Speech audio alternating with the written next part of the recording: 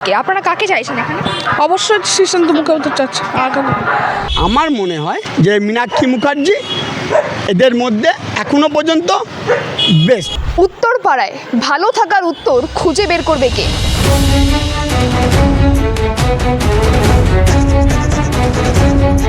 নির্বাচন তো চলে এসছে 29শে এপ্রিল এবং 23শে এপ্রিলে ভোট, আর সেই ভোটের প্রচারও কিন্তু একেবারে জোর কদমে করছেন বিভিন্ন রাজনৈতিক দল।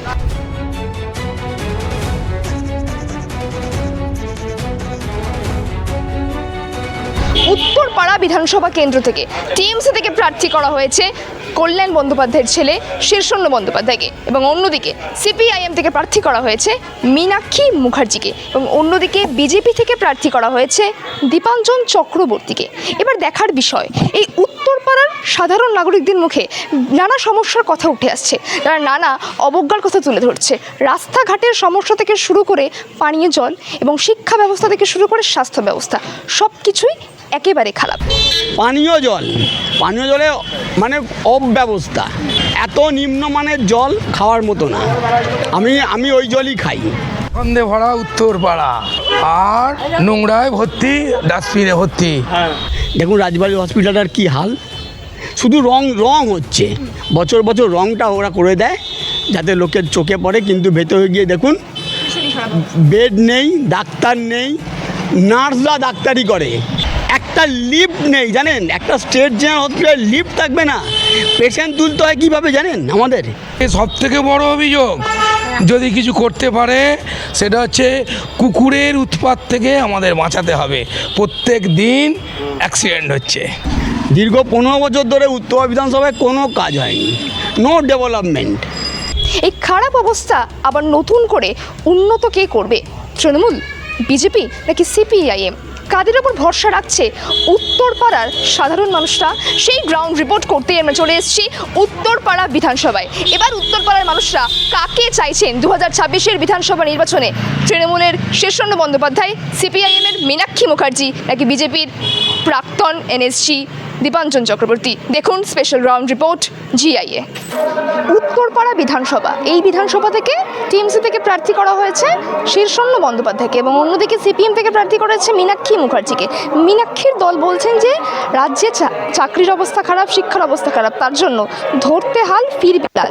কি মনে হচ্ছে এবারে কি 26-এ লাল আবারও বসবে উত্তরপাড়াতে, নাকি সবুজে থাকবে? চাকরির কথা কারা বলছে? যাদের চিরকুটে চাকরি হতো। আর হাল ফেরাবার কথা বলছেন, 34 বছরে তো সারা ভারতবর্ষের মানুষ দেখেছে, পশ্চিমবঙ্গের মানুষ ফিল করেছে যে রাজ্যটাকে কোথা থেকে কোথায় নামানো হয়েছে। তো তারপরে এখন তাদের মনে হচ্ছে যে তারা হাল ফেরাতে পারে, মানে 34 বছরও তারা যেটা পারেনি সেটা এখন এবছর তারা পেরে যাবে। তারা বলছেন যে তারা সেক্টর 5-এর মতো বড় বড় সংস্থা করে দিয়েছে, সবুজ গেরুয়া কি করেছে? হ্যাঁ, ওনারা তো অনেক কিছুই বলছেন, কিন্তু রাজ্যটাকে, টোটাল পশ্চিমবঙ্গ রাজ্যকে অন্ধকারে সেই সময় নিমজ্জিত করা, বাচ্চাগুলো যখন স্কুলে, যে সময়টা আমরা স্কুলে পড়েছি সেই সময় ইংরাজি তুলে দেওয়া, তো একটা জাতির মেরুদণ্ডকে ভাঙার জন্য শিক্ষা ব্যবস্থাকে ধূলিসাৎ করে দেওয়া, সেটা তো ওনাদেরই অবদান। ওনারা এখন এত বড় বড় কথা বলছেন কি করে? যে সময় ওনারা ক্ষমতায় ছিলেন সেই সময় ওরা জনহিতকর কটা প্রকল্প করেছে, এবং যে কটা যদি ওনারা কিছু করে থাকেন সেগুলো হচ্ছে ওনাদের যে ক্যাডার যারা ছিলেন তাদের পেট ভরানো হয়েছে, তাদের বাড়ির লোকেরা চাকরি পেয়েছে, তাদের বাড়ির লোকেরা বিভিন্ন সুযোগ সুবিধা পেয়েছে। এখন যেমন আমাদের কত পায় বাড়ির লোকেরা, তো শুধু অবশ্যই পায়, শুধু টিএমসির কর্মীরাই কিন্তু পায় না। আপনি এখানে দেখুন সমস্ত দলের, আজকে সারা পশ্চিমবঙ্গ জুড়ে মমতা বন্দ্যোপাধ্যায় যতগুলো কর্মসূচি নিয়েছেন, প্রকল্প যতগুলো নিয়েছেন, সেই প্রকল্পের সুবিধা প্রত্যেকটা বাড়ি থেকে কেউ না কেউ পাচ্ছেই। তো সেই ক্ষেত্রে কোনো দলমত নির্বিশেষে আমাদের মাননীয় মুখ্যমন্ত্রী, ওনার যেটা প্রথম থেকে বক্তব্য ছিল, যে কোনো সুযোগ সুবিধা যারা পাওয়ার যোগ্য দলমত নির্বিশেষে কিন্তু সেই সুযোগ সুবিধা তারা পেয়েছেন। এমন নয় যে তাকে টিএমসির কর্মীই হতে হবে। আজকে আপনি সবুজ সাথী থেকে শুরু করে যুবসাথী, রূপশ্রী থেকে শুরু করে কন্যাশ্রী দেখান আমাদেরকে, যেখানে নাকি পার্টি ধরে ধরে দেওয়া হয়। এমন তো নয় যে সে টিএমসির কর্মী বলে সে পাচ্ছে, বা তার বাড়ির লোক টিএমসি করে বলে তারা সেই সুযোগটা পাচ্ছে। তো সবাই যাদের যোগ্যতা রয়েছে, যারা পাওয়ার যোগ্য, তারা প্রত্যেকে কোনো না কোনো সুযোগ সুবিধা পাচ্ছেই। এবং আরেকজন যাকে প্রার্থী করা হয়েছে বিজেপির প্রাক্তন কমান্ডো দীপাঞ্জন চক্রবর্তী।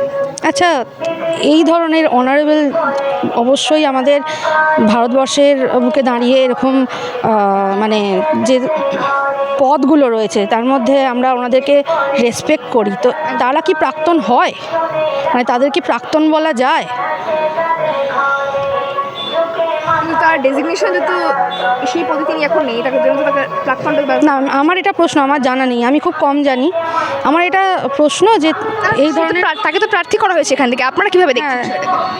মানে জিতবেন কি এখান দিয়ে? হ্যাঁ, ওই যে একটি দল রয়েছে বিজেপি, ভারতবর্ষের হাল তারা কি করে দিয়েছে এখন সবাই দেখছেন। তো যে রাজ্যগুলোতে ডবল ইঞ্জিন সরকার চলছে সেখানে তারা মানুষের জন্য কি করেছেন, আর এখানে আসলে তো অনেকে প্রতিশ্রুতি তো ওনারা অনেক কিছু দেন। আমরা হ্যাঁ আমরা তো ওনাদের তো ছিল না আগের বারে আপকি বার 200 পার, এবারও তাই। হ্যাঁ, তো এরকম তো অনেক কিছুই বলেন, ভালো লাগে শুনতে। ভোটের সময় ভোট পাখির মতো আসেন। 2014 থেকে তো ওনার মানুষকে লাইনেই দাঁড় করিয়েছেন, কখনো নোটবন্দি, কখনো এখন গ্যাসের লাইন, তার আগে SIR হয়েছে, তারও আগে আমাদের ধরুন আধার কার্ডের জন্য লাইন দিতে হয়েছে, তারও আগে ভ্যাকসিনের জন্য লাইন দিতে হয়েছে, নোটবন্দির জন্য হয়েছে। তো লাইনে দাঁড় করাতে ওরা খুব ভালো পারেন। কাজ কতটা করবেন সেটা তো ওই রাজ্যগুলোতে দেখলে বোঝা যাবে যে মানুষের কতটা সুবিধা মানুষ পেয়েছে, সেই সরকার তাদের পাশে আছে কিনা। মানে এটা বোঝা গেলে উত্তরপাড়ার যারা মানুষ রয়েছেন তারা শীর্ষন্য বন্দ্যোপাধ্যায়ের উপরেই আশা রাখছে। অবশ্যই। জয় বাংলা। উত্তরপাড়া বিধানসভা এর আগে আমরা দেখতে পেয়েছি তারকা বিধায়ক ছিল কাঞ্চন মল্লিক, যা রিপোর্ট উঠে আসছে তিনি কোনো কাজ করেননি। আবার নির্বাচন চলে এসেছে, বিধানসভা নির্বাচন, সেই নির্বাচনে প্রার্থী করা হয়েছে তৃণমূল কংগ্রেস থেকে কল্যাণ বন্দ্যোপাধ্যায়ের ছেলে শীর্ষন্য বন্দ্যোপাধ্যায়কে, এবং তার বিপরীতে রাখা হয়েছে মীনাক্ষী মুখার্জি এবং বিজেপি থেকে দীপাঞ্জন চক্রবর্তী। কি মনে হচ্ছে এই যে ত্রিমুখী লড়াই তৈরি হয়েছে উত্তরপাড়া বিধানসভায়, কি কি সমস্যা রয়েছে এবং তারা কি কাজগুলো করতে পারবে সঠিক? উত্তরপাড়া বিধানসভাতে সমস্যা বলতে আপনি যেমন বললেন যে এর আগের টামে কাঞ্চন মল্লিক ছিল, এখানে বিগত 15 বছর ধরে বাইরের ক্যান্ডিডেট দেওয়া হচ্ছে। 2011 সালে ছিল অনুপ ঘোষাল, তার মুখ দেখতে পাইনি আমি না, উত্তরপাড়া বিধানসভার মানুষ কেউ মুখ দেখতে পাইনি। তার 2 মেয়ে এখানে এসে অফিস চালাতো, তারপরে ওনাকে সরিয়ে দিয়ে দিদির স্নেহধন্য প্রবীর ঘোষালকে করলো, তারও এখানে দেখা পাওয়া যেত না। তিনি বর্তমান অফিসে গিয়ে বসে থাকতো, ম্যাক্সিমাম সময় কলকাতায় গিয়ে বসে থাকতো, ওনার দেখাও পাইনি আমরা। ওই 5 বছর হয়ে গেছে। তারপরে তারকা দাঁড় করিয়েছিল আবার গতবারে, যদি কাজ করে কাঞ্চন মল্লিক। বাকিটা সাধারণ মানুষ সবই জানে। দীর্ঘ 15 বছর ধরে উত্তরপাড়া বিধানসভায় কোনো কাজ হয়নি, নো ডেভেলপমেন্ট। উত্তরপাড়ায় একটা কালভার্ট তৈরি নেই। মানে আপনি যদি উত্তরপাড়া থেকে মাগলার দিকে যান যেতে পারবেন না, এমন অবস্থা। তার উপরে ড্রেনগুলো ঢেকে দিয়ে, সব ড্রেন দেখুন ঢেকে দিয়েছে, আপনারা একটু লক্ষ্য করবেন, সব ড্রেন বড় ঢেকে বড় পাইপ বসিয়ে দিয়েছে, যার ফলে কি হচ্ছে এখন একটু বৃষ্টি হলে হাঁটু অবধি জল। যে রাস্তায় আমার এখানে জন্ম, যে রাস্তায় জল জমতো না সেই রাস্তায় এখন জল জমছে, ঠিক আছে? পানীয় জলে মানে অব্যবস্থা, জলের এত নিম্নমানের জল যে খাওয়ার মতো না। আমি ওই জলই খাই, কিন্তু উপায় কিছু নেই আমার। সবাই তো অ্যাকোয়াগার্ড লাগানো সম্ভব না, ওই জলই খেতে হয়। আর রাস্তাঘাটের চেহারা আপনারা একটু সার্ভে করলেই দেখতে পাবেন রাস্তাঘাটে কি হাল। অতএব এই হচ্ছে অবস্থা। আপনারা কাকে চাইছেন এবারে যে 3 জন দাঁড় করিয়েছে শীর্ষন্য বন্দ্যোপাধ্যায়, মীনাক্ষী মুখার্জি এবং দীপাঞ্জন চক্রবর্তী? একদম আপনি যেটা বলেছেন যে কাকে চাইছি আমরা তাকেই চাইছি যে আমাদের মানে সাধারণ মানুষের জন্যে, উত্তরপাড়া বিধানসভায় সাধারণ মানুষের জন্যে যারা কাজ করতে পারে তাকে আমার মনে হয় যে মীনাক্ষী মুখার্জি এবারে একটু অন্যরকম মুখ, প্রতিবাদী মুখ। এবং আমি যা দেখছি সবাই তো দীপাঞ্জন চক্রবর্তীকেও ওনার র্যালিও আমি দেখেছি, উনিও কী বক্তব্য রাখছেন সেটাও আমি শুনেছি। কল্যাণ ব্যানার্জির ছেলে শীর্ষন্য বন্দ্যোপাধ্যায় তার বক্তব্য আমি শুনেছি।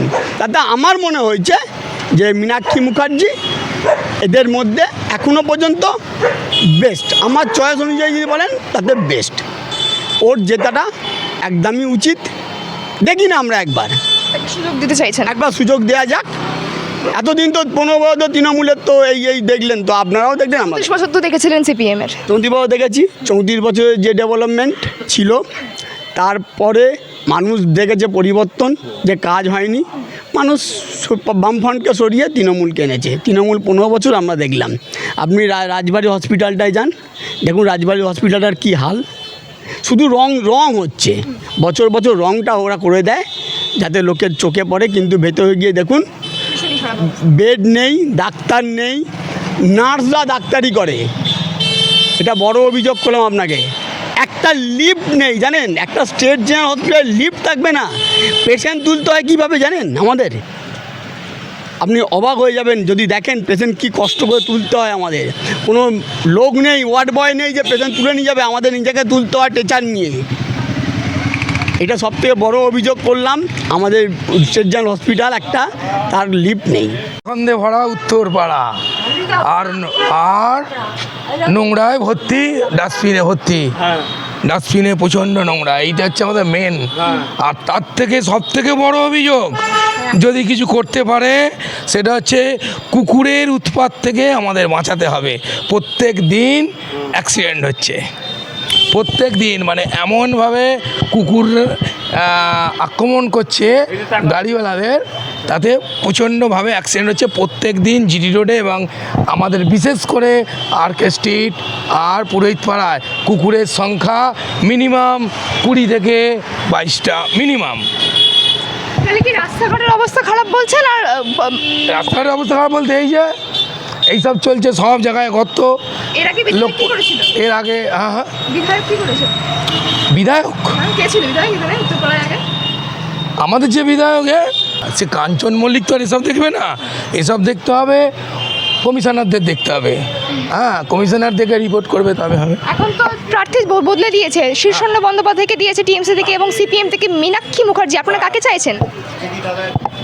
সেটা এখন দেখা যাক পরিস্থিতি কীরকম বোঝা যায়। তারপর মীনাক্ষী মুখার্জি বলছে এই উত্তরপাড়ায় কাজ করবেন তিনি, রাস্তাঘাট নিয়ে দেখাশোনা করবেন, শিক্ষা স্বাস্থ্য নিয়ে করবেন। কি তো সে আশ্বাস তো এখন সবাই দেবে, সবাই দেবে, সব দল, সব দল, কেউ বলবে না যে আমি করবো না। এই তো আমাদের এটা এইভাবেই নিয়ে চলতে হচ্ছে বছরের পর বছর, আর একই জিনিস দেখে আসছি। হ্যাঁ, নির্বাচন তো চলে এলো, পরিবর্তন হবে না বলছেন? না, এখনও পর্যন্ত সেরকম কিছু মানে আমার এতে বুঝতে পারছি না। কারণ হচ্ছে আর পরিবর্তন হলেও এই সমস্যাগুলো কোনো দিন কেউ মেটাতে পারবে বলে আমার মনে হয় না। কারণ এগুলো হচ্ছে যাদের দেখাশোনার কাজ তারাই তো করবে না। একদম নিচুতলা থেকে যেতে হবে। এখানে কোনো আমি ওপরতলায় যাচ্ছি না, নিচুতলার কর্মীরা যদি এগোয় তবেই হবে। কারণ আমাদের এটা দৈনন্দিনের সমস্যা। প্রচার কাজ কেমন চলছে? হ্যাঁ, প্রচার কাজ তো বলে সব, প্রচার ভালো চলছে, শুধু রাস্তাঘাটটা ভালো নেই। হ্যাঁ, ওইটাই তো সমস্যা। এই চারিদিকে নর্দমাতে গাড়ি পড়ে গেল কালকেই। হ্যাঁ, এইরকম রোজই হচ্ছে, কারণ যেহেতু নর্দমার পাড় ভাঙা। ঠিক আছে, টিএমসি থেকে শীর্ষণ্য বন্দ্যোপাধ্যায় এবং সিপিএম থেকে করা হয়েছে মীনাক্ষী মুখার্জিকে। আপনারা কাকে চাইছেন এখানে?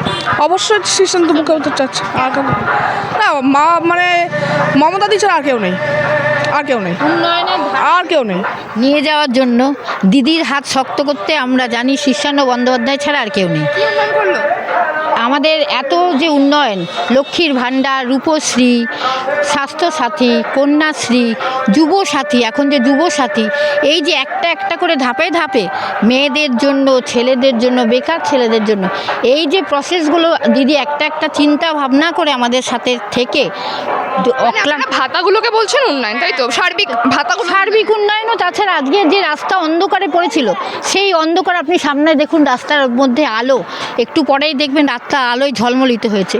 আজকে জলের যে ক্রাইসিস ছিল, যে জলের ক্রাইসিস, সেই সমস্যা আস্তে আস্তে কৃষক বন্ধুদের সমস্যা, প্রত্যেকটা জিনিসের কথা দিদি একে একে ধাপে ধাপে ভেবে ভেবে মানুষের জন্য পাশে থেকে করে আজকে এত বড় একটা এসআইআর হলো, যার জন্য লড়াইটা কে করলো? একমাত্র দিদি, মানুষের পাশে থেকে।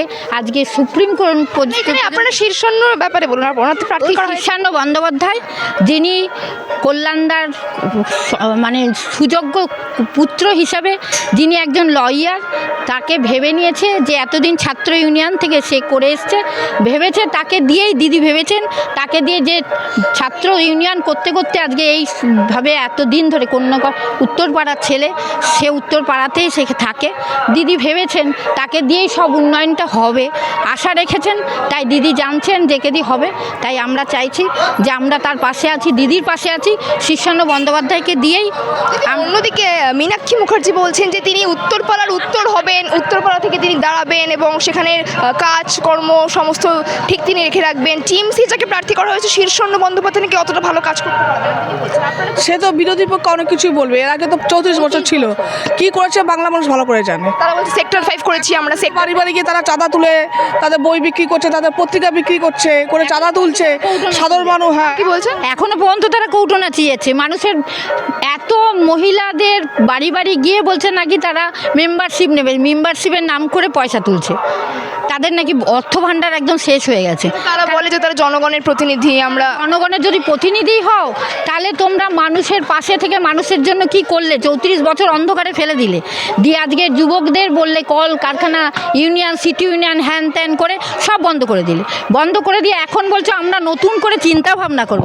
এটা যদি চিন্তা ভাবনা হয় তাহলে শীর্ষান্ন বন্দ্যোপাধ্যায় আসার পর আমরা দেখব প্রতিপক্ষ হিসেবে তার সিট কতটা, আর আমরা যাকে শক্ত করে দিদির হাতে ধরেছি সে কতটা উন্নয়ন করছে।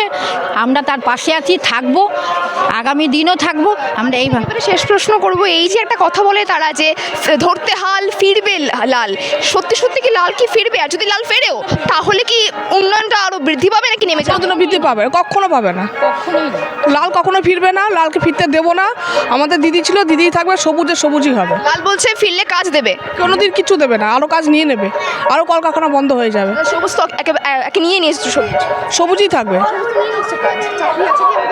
অবশ্যই আছে, দেখতে গেলে সবই সবুজই আছে, আর কিছু নেই, সবুজেই চাকরি আছে, সব কিছু সবুজেই আছে, আর সবুজ ছাড়া কিছুতে নেই, কোনো রঙে নেই, সবুজ ছাড়া কোনো রঙেই নেই। বাংলায় সবুজ ছিল, সবুজ থাকবে, সবুজই থাকবে। এবং বিজেপি থেকে প্রার্থী করা হয়েছে প্রাক্তন কমান্ডো দীপাঞ্জন চক্রবর্তী। কোনো লাভ নেই, সে প্রার্থী থাকতেই পারে, কিন্তু লাভ বাংলায় কিছু করতে পারবে না, কোনোদিনও করতে পারবে না, আমরা করতে দেবো না।